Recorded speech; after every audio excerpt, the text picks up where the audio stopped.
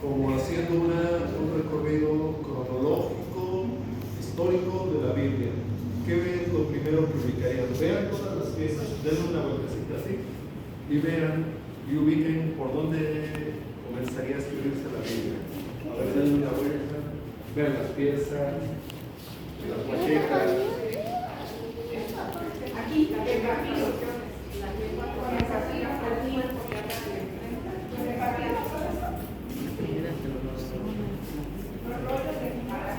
A ver, ¿ya vieron? Ok.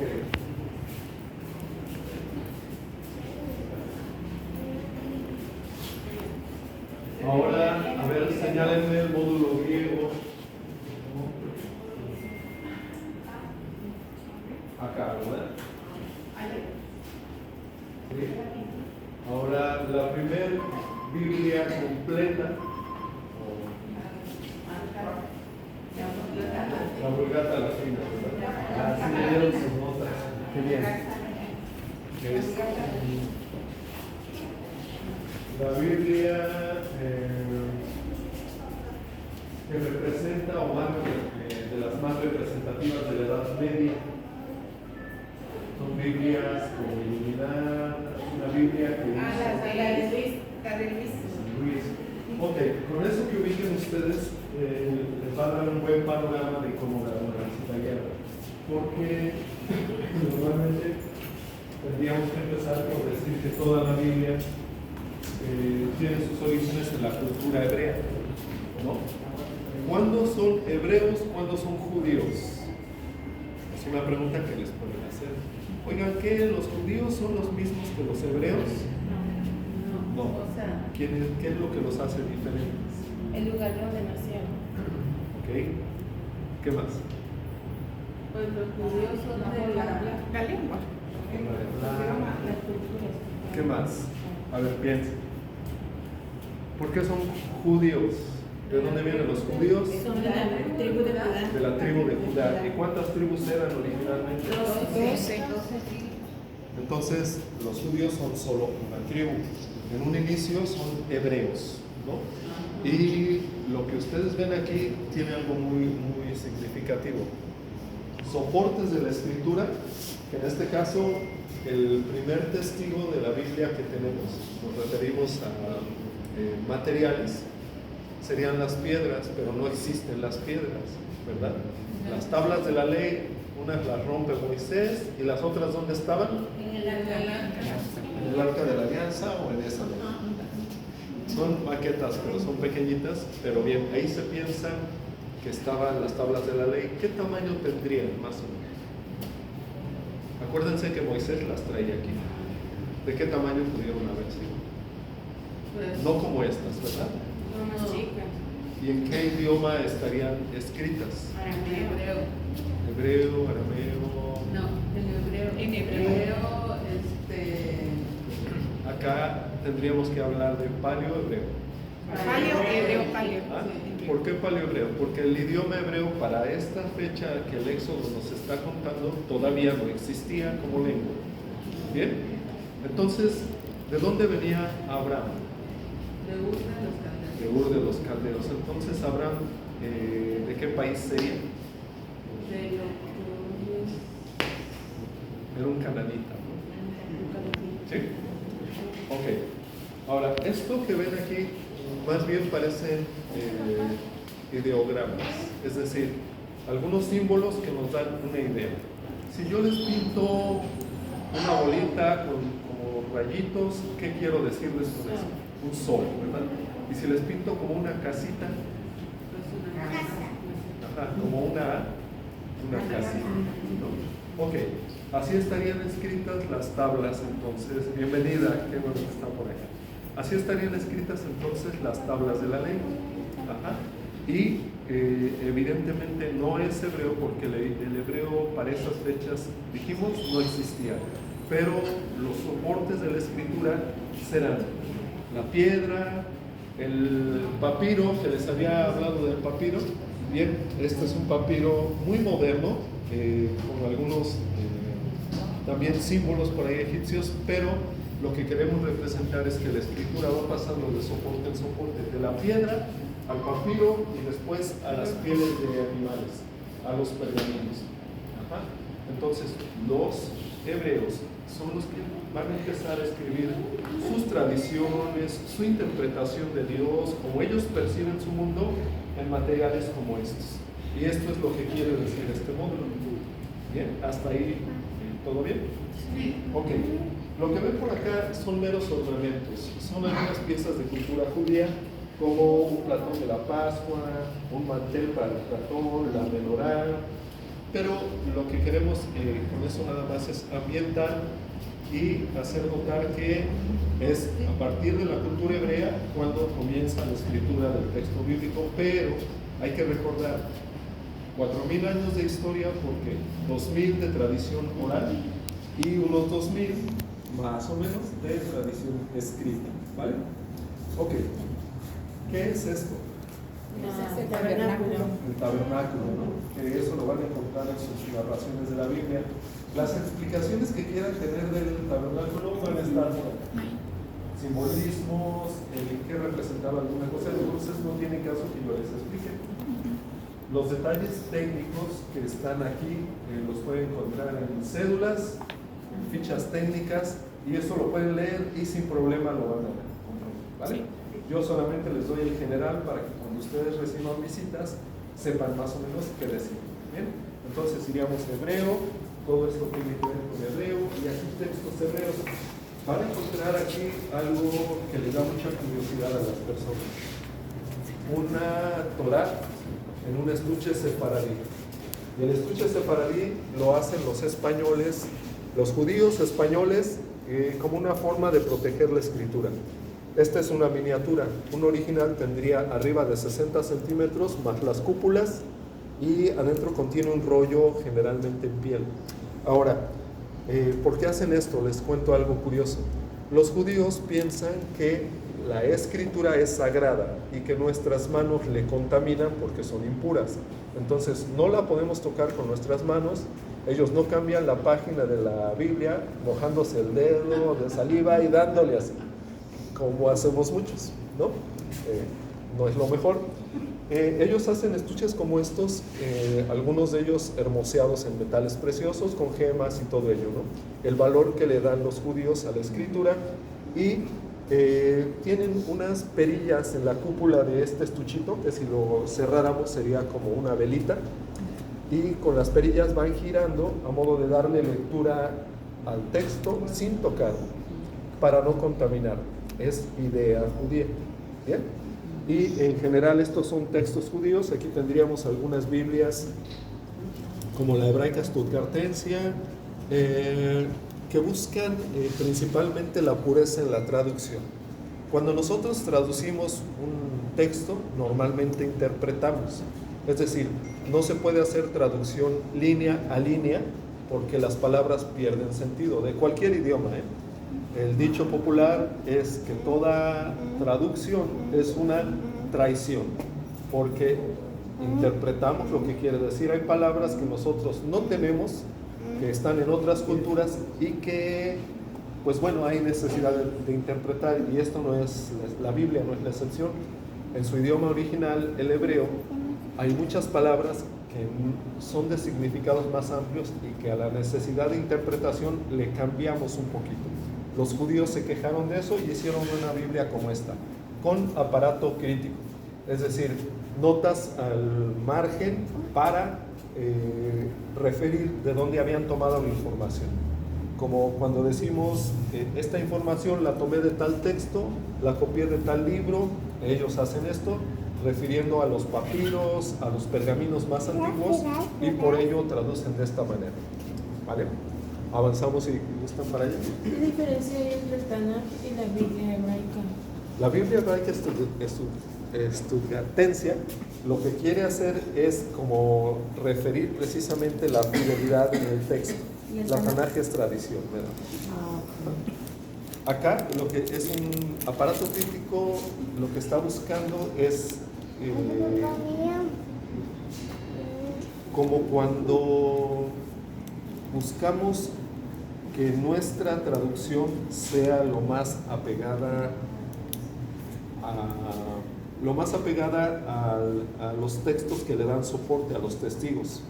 Entonces, todo esto está con abreviaturas porque los códices y papiros y todos los documentos antiguos están clasificados de tal manera que no hay forma ya de, o bueno, habría posibilidad de añadir, pero ya están clasificados con números y esto normalmente tiene números. ¿Y este solamente es el Pentateuco?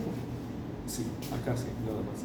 Esta también, es que para los judíos no hay Nuevo Testamento. Sí, claro. Okay. Pero este incluye los demás profetas. No. Nada más los Pentateuco, nada más. Acá, este es el modulito de griego y como ven es muy pequeñito. Así, cuidado por ahí con los palos del arca. Le hemos puesto unas líneas amarillas para que no se nos vayan a tropezar con la maqueta. Bien, ¿qué hay que destacar de la cultura griega? Yo les decía ayer, ¿en qué idioma se escribe el Nuevo Testamento? ¿Sí se acuerdan? ¿En griego? Ok. Van a ver algo curioso aquí. Insisto, los detalles técnicos están en las fichas. Esto que ven aquí, ¿qué se imaginan que sea esta piedrita? Una lámpara, ¿no? ¿Quién les dijo? Ay, Iván, ¿para qué les dices? No, usted dijo Víctor ayer, ¿no? ¿Sí? Es la lámpara, sí. La lámpara de la noche. ¿Usted también la mencionó? Es la lámpara herodiana. Ok, sí, pero fue Iván, no fui yo. Yo les iba a hacer una referencia. ¿Han leído la parábola de las 10 vírgenes, no? ¿Con eso se las explicaron? Ok, está explicado entonces, y meramente hay que anotar que para el griego, que es una cultura con conceptos profundos, cuando yo digo griego, ¿qué se imagina? Un filósofo por ahí pensando, porque la cultura, sí, exacto, la cultura griega es rica en conceptos filosóficos, sobre todo profundos. Les hablábamos del logos, yo les hablé, ¿o Iván? Y les platicaba. Si nosotros leemos el Evangelio de Juan, que en el principio era el logos, tendríamos que pasar cuando menos unas 2 horas hablando de qué es el logos, y va a ser muy amplio. Pero eso es la diferencia entre una traducción que meramente al español lo más sencillo que podemos poner es verbo, pero no describe en su profundidad lo que los escritores del Nuevo Testamento quisieron decir con ello.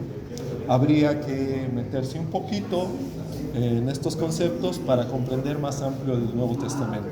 Es decir, quien quiera volverse un experto en Biblia, cuando menos tiene que tener algunos principios de griego, de hebreo, para comprender más a profundidad. ¿Bien? Aunque la Biblia tiene esta bondad, sencilla para la mente sencilla, tan compleja para las mentes que se quieren complicar.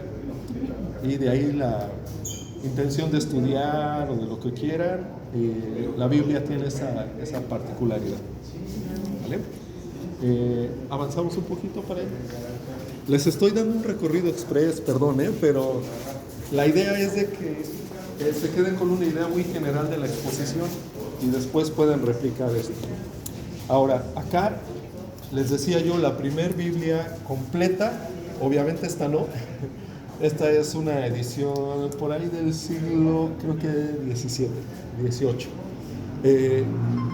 Pero como tal, la Biblia ya con Antiguo y Nuevo Testamento surge a través de la Vulgata Latina, la obra de San Jerónimo o Jerónimo de Estridón.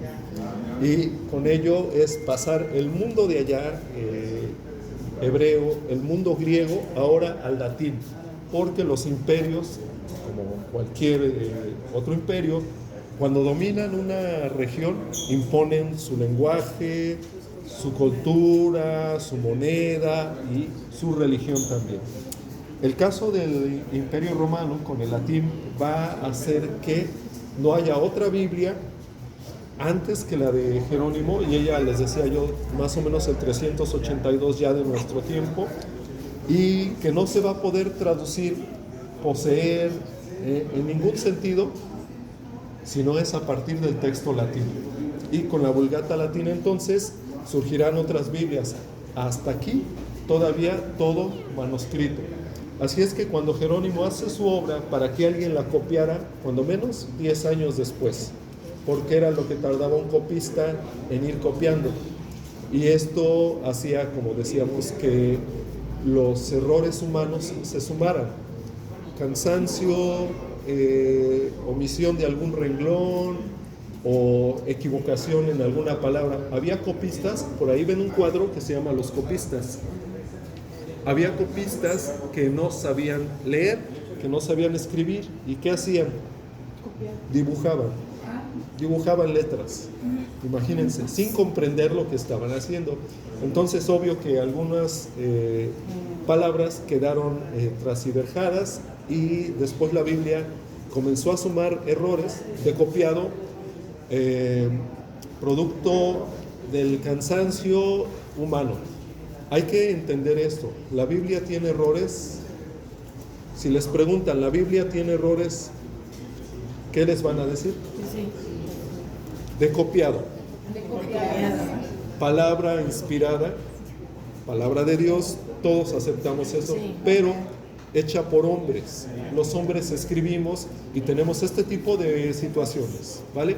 Ahora imagínense que yo copio un texto hoy y se lo dejo a mi hijo, y mi hijo llega y lo copia con mi error y le suma un error de él, y luego llega su nieto o mi nieto y le va a sumar otro error. Al paso de las generaciones, y como todo era manuscrito, las Biblias fueron sumando pues errores como estos, entendibles, pero insistimos, la Escritura en su inspiración no contiene error. Los errores son humanos, son de copiado, ¿vale? O de interpretación a veces. ¿Seguimos hacia allá? ¿Esto es una lámpara? Sí, es meramente un candelabro, un ornamento. Bien, hacia acá, esto lo podríamos resumir muy fácil, no me voy a entretener mucho en esto porque nos falta una sala y creo que es a las 5 y viene también el acto inaugural. A las 5 y media. Ok, entonces aquí lo podemos algo para acá para que ustedes lo vean. Vean ahí, no me presten atención a mí. Vean ahí, miren. Lo que están viendo ahí es Edad Media y todos son textos que comenzaron a hacerse traducidos, pero más bien no traducidos, copiados, todos a partir de la Vulgata Latina. Y van a ver textos iluminados o textos que eran hermoseados, adornados, como este que está aquí al centro, la Biblia de Boston, si no me recuerdo, y Vulgatas latinas. ¿Vale? Datos técnicos, les digo, fichas y todo ello. Avanzamos un poquito. Por acá hay una maqueta muy curiosa, y esto lo único que hicimos fue traer. ¿Cuál es la diferencia entre la maqueta que está allá, que es el tabernáculo, y esto que está aquí? Este es el templo de Salomón. El tipo de material. El tipo de material, ¿qué más? Bueno, tiene lugar Tiempo para santo. realizar. El tiempo para realizarlo es Salomón. ¿Qué más? Hermoseado por Herodes. ¿Qué más? Los materiales. Materiales. Pero aquí, ¿qué estaba? El arca. O que ya no estaba. El arca. Porque el arca ya para este tiempo había sido robada. ¿No? En la invasión se la habían llevado Ah, bueno, pero después de Salomón y nunca supimos dónde quedó. ¿Dónde estaba la presencia de Dios? Según los judíos, allá. Y según Salomón, entonces, esto es muy curioso porque para el tiempo que estamos hablando se piensa que la presencia de Dios estaba contenida ya sea aquí o ya sea allá. ¿Dónde está la presencia de Dios? ¿En dónde? Con nosotros. Pastor, ¿me da un segundito? Buenas tardes.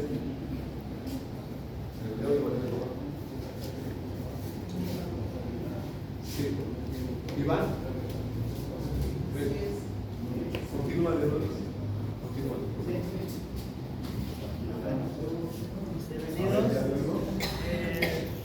Estábamos hablando un poquito de la Edad Media, del templo. Precisamente es importante porque ya vamos a estar en el tiempo de Jesús, donde también hay diferentes grupos y que es muy importante porque estos grupos van alrededor del templo. Cuando se destruye el templo, el último que solo queda son los fariseos. Y de ahí, de los fariseos, proviene el rabinismo, que va a ser el que va a tratar de preservar el texto bíblico y que también va a tratar de limitar un canon, el canon que se le llamaría posteriormente el canon palestinense, donde ya van a ser 22 libros y que serían los 39 libros que nosotros tenemos. Pero es importante porque nos está dando un dato que quienes preservan el texto hasta el tiempo que es el texto masorético, que es lo que ustedes van a observar, y que ya está vocalizado el texto hebreo. Ahora, cuando llegamos ya a la Edad Media, déjenme, alguien ayer comentaba sobre los copistas. ¿Alguien me puede decir algo de los copistas? Que algunos no sabían escribir. No, de los copistas. El teléfono descompuesto. No. Bueno, un copista puede tardar de 7 a 10 años en hacer una sola edición de la Biblia. Estamos hablando de una edición de la Biblia de 300 a 400 pieles de animal. Ahora, también ya posteriormente en el siglo XII, siglo XIII se empieza a iluminar o a embellecer el texto bíblico, en el cual vamos a observar en este tipo de Biblias, ya van a observar lo que es el embellecimiento de los textos bíblicos, el trabajo del iluminado, y vamos a llegar a una de las Biblias más hermosas, que es la Biblia. ¿Cuál Biblia que es esta? La Biblia de San Luis. Esta Biblia es muy importante porque fue mandada a hacer por Blanca de Castilla para su hijo Luis IX, y ustedes van a observar todo el acabado que tiene.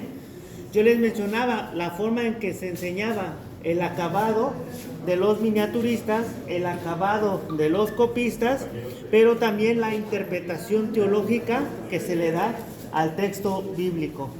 Entonces estamos observando y llegando a un tiempo en donde ya se está empezando a embellecer el texto bíblico.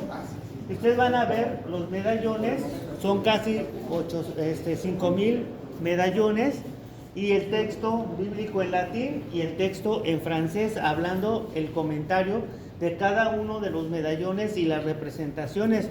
Yo les hacía el ejemplo. ¿Qué hacemos el día de hoy? Cuando queremos enseñar, ponemos la imagen en la diapositiva y ponemos el texto, ya sea el texto bíblico o el texto de explicación, y ya podemos enseñar y la gente aprende mejor. Anteriormente lo que hacían en lugares como en el oriente era que hacían en las grandes basílicas, hacían los acabados, y por ejemplo en Milán se hizo el acabado del bautismo de Jesús, y en ese momento hay un personaje que se llama Agustín de Hipona, no sé si la hayan escuchado. Él era un filósofo, él era un abogado, y cuando él se convierte, escucha una palabra que dice, corre y lee, toma y lee, y estaba leyendo la carta de los romanos, y dice, no en glotonerías, etcétera, etcétera, y entonces al ver aquella panorama del bautismo de Jesús, él dice, me bautizo. Entonces es como representas el mensaje visual y la gente aprende. ¿Por qué? Porque la gente es más visual, y es lo que se está tratando de hacer en la Biblia de San Luis. Entonces vamos a observar cómo ya la Biblia se va embelleciendo. Ya vemos en este lado diferentes libros que nos hablan sobre los textos iluminados. ¿Sí? ¿Alguna pregunta? Bueno, vamos a la siguiente sala para que